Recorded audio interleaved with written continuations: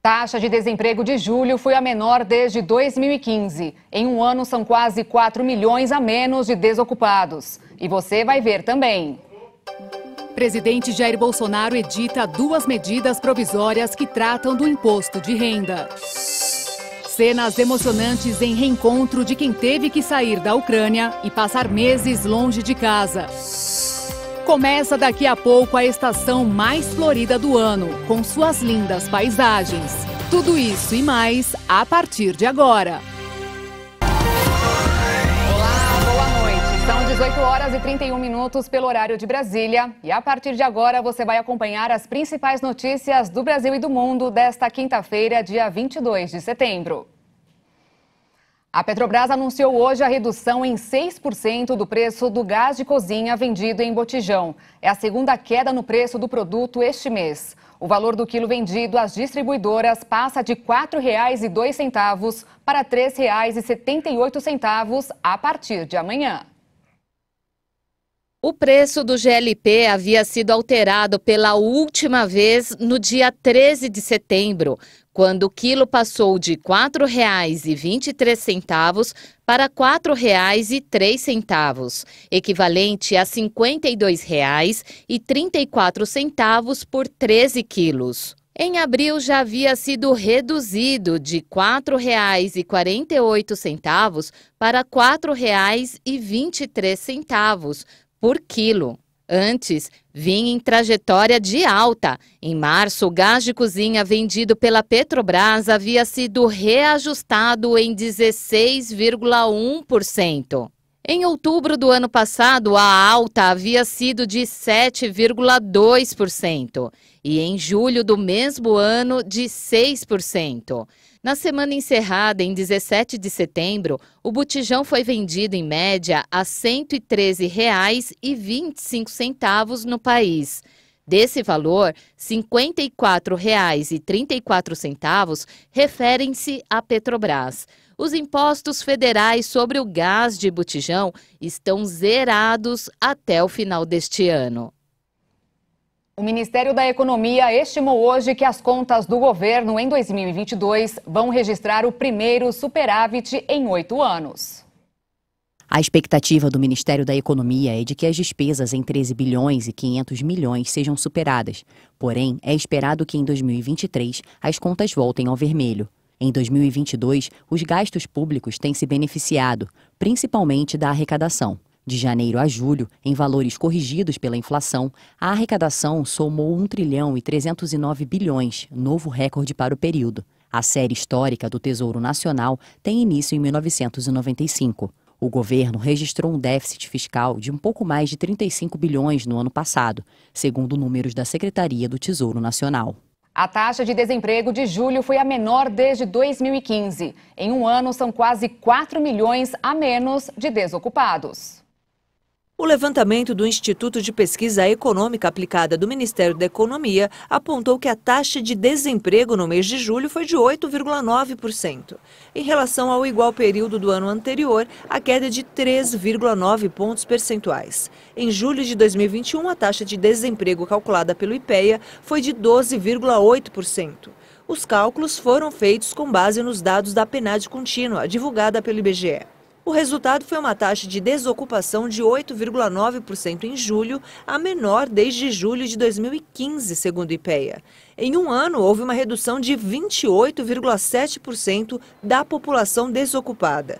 São quase 4 milhões de desempregados a menos, passando de 13 milhões e 600 em julho de 2021 para 9 milhões e 700 em julho de 2022. No período compreendido entre os meses de maio e julho, o contingente de pessoas ocupadas foi de 98 milhões e 700, um recorde na série histórica iniciada em 2012, também segundo os números da PNAD contínua. Amanhã, a partir das 10 horas, será aberta a consulta ao 5º e último lote de restituição do imposto de renda.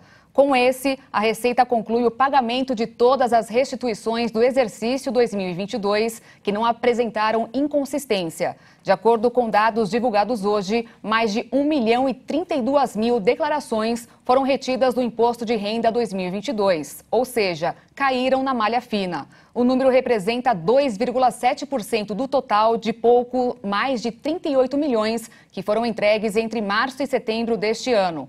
O fisco informou ainda que 78,6% desse total são de declarações que têm dinheiro a restituir.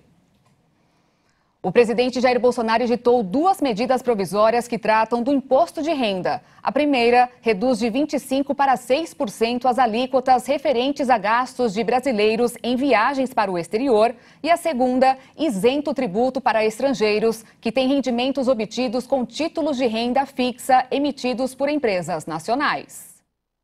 No caso da redução para 6% para os brasileiros, a mudança valerá nos anos de 2023 e 2024.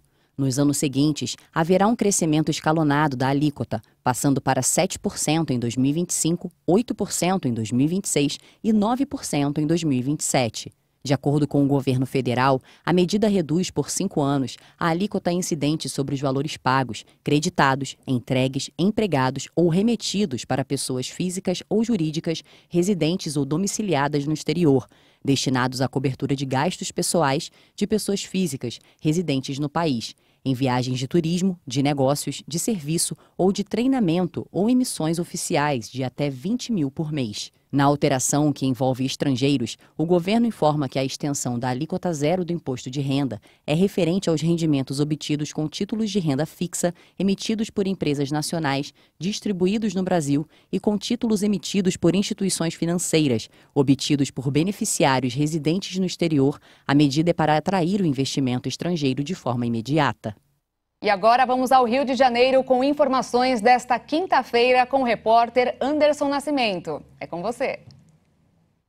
A Receita Federal encontra 60 toneladas de produtos falsificados em feirão na Baixada Fluminense. Durante a Operação Ducado, cerca de 60 toneladas de mercadorias falsificadas foram encontradas em um galpão localizado às margens da rodovia Washington Luiz, em Duque de Caxias, na Baixada Fluminense. O local abriga uma feira livre que comercializa diversos produtos. Entre as mercadorias apreendidas estão roupas, perfumes, calçados, relógios, joias e cosméticos. Ao todo, o material está avaliado em 12 milhões de reais. Os produtos foram encaminhados à sede da 7ª Região Fiscal da Receita. E o TRE vai utilizar a biometria de outros cadastros, como do Detran, para o registro do eleitor. O TRE do Rio de Janeiro vai validar nestas eleições, no momento do exercício do voto, mais de 1.800.000 registros biométricos de eleitores recebidos do Detran do Rio de Janeiro e da Senatran, mediante a parceria realizada entre os órgãos e a Justiça Eleitoral. O procedimento de validação acontece no momento da identificação para votar. Os mesários consultarão os cadernos de votação, onde constará quem está apto a ter os dados validados. E uma vez validados, as informações passarão por processamento pela Justiça Eleitoral para serem incorporados ao banco de dados de maneira definitiva. Cabe destacar que a pessoa que não possui registro biométrico cadastrado na Justiça Eleitoral, no Detran ou na Senatran, poderá votar normalmente. Eu fico por aqui e amanhã eu volto com mais informações do Rio. Obrigada, Anderson. Uma ótima noite para você. E depois do intervalo você vai ver. Daqui a pouco começa a primavera, estação que promete aquecer o mercado de plantas, flores e paisagismo no Brasil.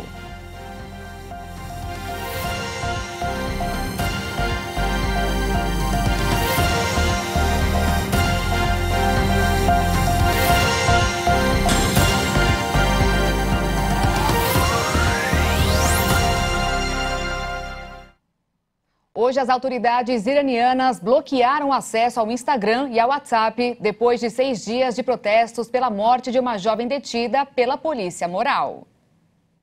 O número de mortes está atualmente em 17, mas pode ser maior. A ONG de oposição Iran Human Rights, com sede em Oslo, fala em pelo menos 31 civis mortos pelas forças de segurança. A morte de Mahsa Amini, de 22 anos, foi muito criticada por países e várias ONGs internacionais que denunciaram a repressão brutal aos manifestantes. A jovem Masha Amini, natural do Kurdistão, foi detida em 13 de setembro em Teherã, acusada pela polícia moral de usar roupa inapropriada. A unidade da polícia é responsável por observar o cumprimento do rígido código de vestimenta imposto às mulheres. Ativistas afirmam que ela foi agredida de maneira fatal na cabeça, mas autoridades iranianas negaram e anunciaram a abertura de uma investigação. Desde o início dos protestos, a conexão com a internet ficou mais lenta e as autoridades bloquearam em seguida o acesso às redes sociais. Muitas mulheres aproveitaram as manifestações para retirar, rasgar e até queimar os véus, o que é ilegal no país. A Síria enfrenta uma epidemia de cólera. No país enfraquecido por mais de 11 anos de guerra, a seca, a falta de saneamento e a poluição do rio Eufrates deixam sem escapatória uma população que não tem alternativas para consumir água.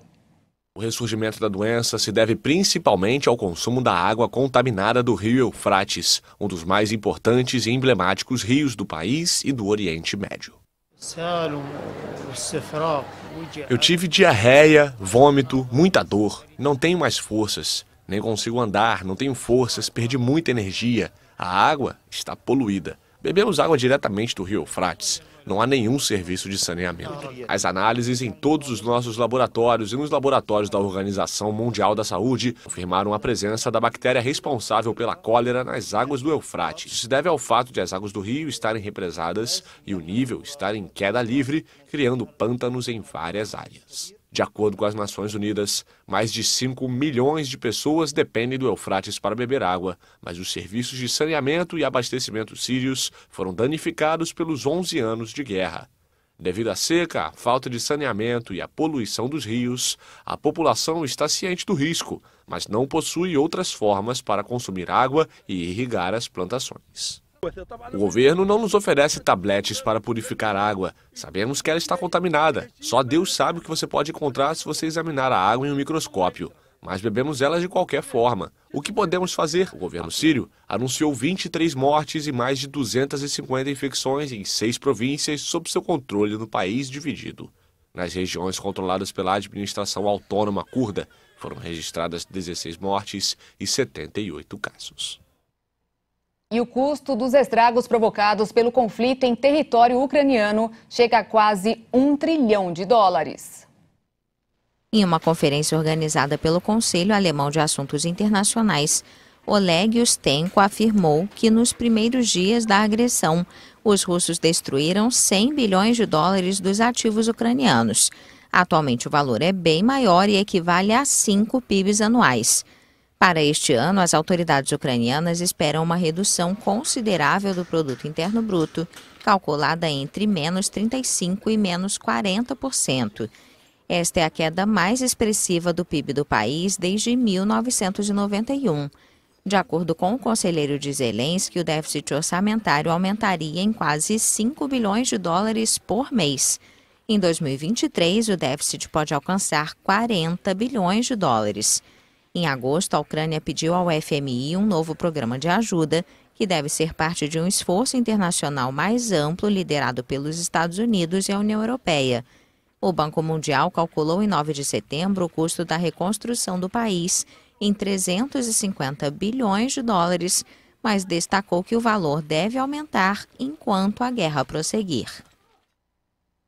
Mesmo em meio à guerra, tem uma boa notícia, que ainda acontece, que é o reencontro de quem teve que sair do país e passar meses longe de casa, de familiares e de amigos. As cenas que você vai ver agora é de muita comoção. Um reencontro emocionante. Olga Volkova chorou quando teve que deixar sua casa de campo devido à invasão das tropas russas. Mas agora, as lágrimas são de alegria por poder retornar a Troitsk. Ela finalmente conseguiu se reunir com o irmão e a cunhada depois de mais de 6 meses sem poder se ver. Tudo dentro de mim está tremendo, estou muito feliz. Hoje me levantei, estava chovendo e eu disse, vamos para a cidade. Antes da guerra, Olga e seu marido Alex, um caminhoneiro aposentado, iam à sua casa de campo várias vezes por mês para cuidar da horta. Ao retornar, a casa estava intacta. Troitsk é uma pequena cidade composta por fileiras de casas com hortas, patos e um lago de pesca, localizado entre os vastos campos de girassóis do nordeste da Ucrânia. Em 25 de fevereiro, o segundo dia da invasão, o repentino avanço russo em Kharkiv rapidamente engoliu a cidade. Olga não estava lá, mas sua amiga Ana conta o que aconteceu. Foi uma ocupação real. Eles nos revistaram a fundo, entraram em nossas casas, verificaram nossos documentos, revistaram todos os lugares, os armários, os porões, olharam todas as partes. O dia da libertação não foi menos intimidante. Os moradores ouviram explosões na cidade vizinha de Shevchenkov e depois observaram a chegada dos tanques. Mas eles ficaram aliviados quando perceberam que era a 92ª Brigada do Exército Ucraniano. As forças russas usaram Troitsk como rota de abastecimento e patrulharam a área, mas não estabeleceram uma base na cidade. O russo é a língua mais falada na região de Kharkiv, mas a cidade resistiu ao avanço de Moscou e os habitantes de Troitsk rechaçaram a invasão de Putin. No dia 7 de setembro, a contraofensiva surpresa ucraniana empurrou as tropas russas para o leste, levando alegria e alívio aos moradores. A partir das 10 da noite de hoje, começa a estação mais florida do ano, que marca a transição entre o inverno e o verão, com suas lindas paisagens. A primavera promete aumentar a procura por flores e plantas, além de alavancar o mercado de floricultura e paisagismo.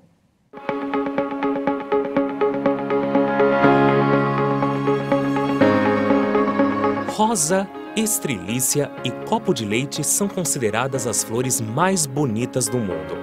Apesar de ter uma vida muito curta, elas não deixam de representar os sentimentos. Com a chegada da primavera, cresce a busca por flores e plantas, incentivada também pela retomada de festas, casamentos e eventos.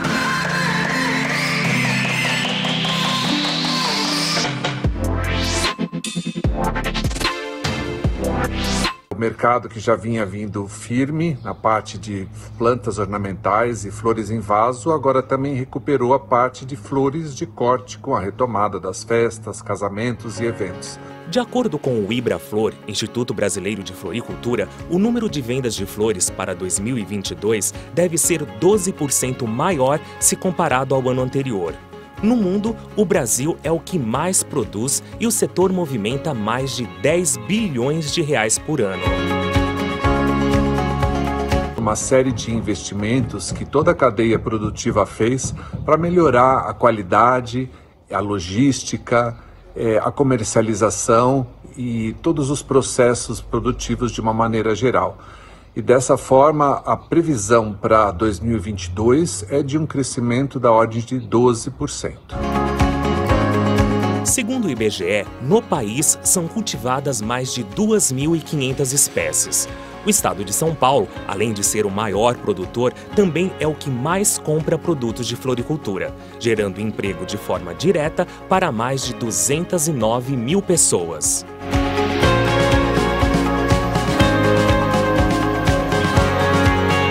A primavera é a transição entre o inverno e o verão.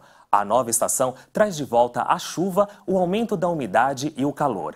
Nem por isso ela deixa de ter a beleza e o encanto das flores. Eu costumo brincar que na minha vida, no meu dia a dia, todos os dias eu vivo essa estação maravilhosa que é a primavera, né? Mas quando chega de fato a estação, eu acho que as pessoas, elas têm esse acalento na alma de sentir a necessidade de florir o ambiente, já que as flores desabrocham em abundância nesse período, né? Mas no meu caso, todos os dias é primavera. Roberto tem uma plantação em seu apartamento e desde muito cedo possui uma relação direta com a terra e a natureza. A minha história por flores começou desde muito cedo, muito criança, né? Eu vim de uma família e de uma criação onde nós éramos muito pobres. Então nós tínhamos que plantar para poder sobreviver, né? E com isso, começou desde muito cedo, né, esta minha interação com a terra, com a natureza. Então, desde sempre, nós plantávamos, nós criávamos, era uma vida totalmente rural. Para ele, viver entre as plantas é fundamental. Olha, minha relação emocional com as plantas todas, né? Eu acho que não dá para viver sem elas. Eu sempre digo que o ser humano precisa da natureza, né? Tudo nos leva à natureza. Na minha vida, no meu dia a dia, todos os dias eu vivo essa estação maravilhosa que é a primavera.